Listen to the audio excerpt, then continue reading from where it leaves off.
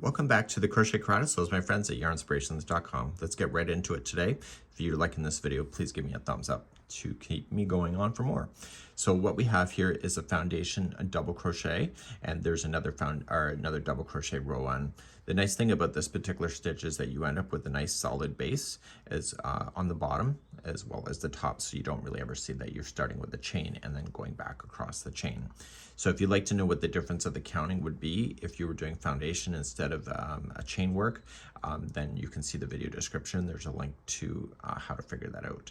So what we have here is that we're going to start off with doing this process, and it's really quite simple. Let's create a slip knot to begin and chain 3.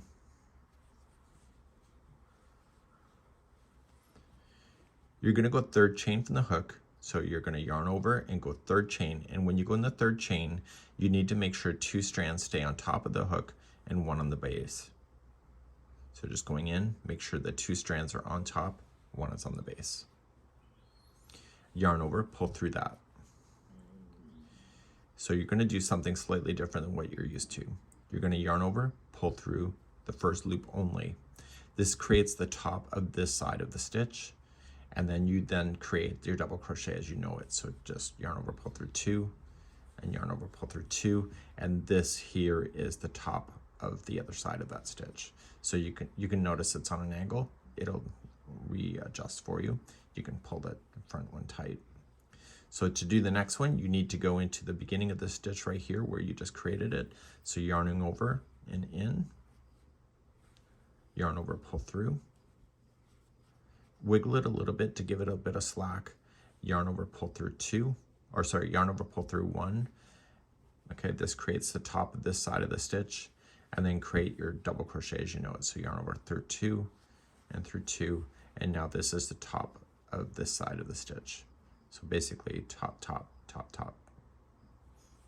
So then you just keep moving down. So just yarn over, move to the next stitch you just created, pull through, wiggle it, pull through just 1, and then pull through 2, and then pull through 2. See, now it's starting to look good. So yarning over and in, pull through 1, and then 2 and 2. So I don't use this method a lot because I tend to lose count when I'm doing it because there's extra steps involved other than a chain, but it does create a nicer edge and starting point of your crochet.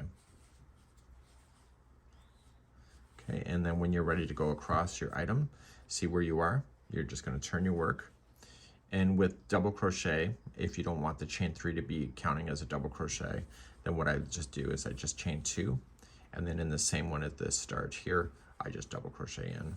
So I'm essentially just creating a builder so that I don't end up with a gap space on the edge. And so then you just double crochet across as you know it to be.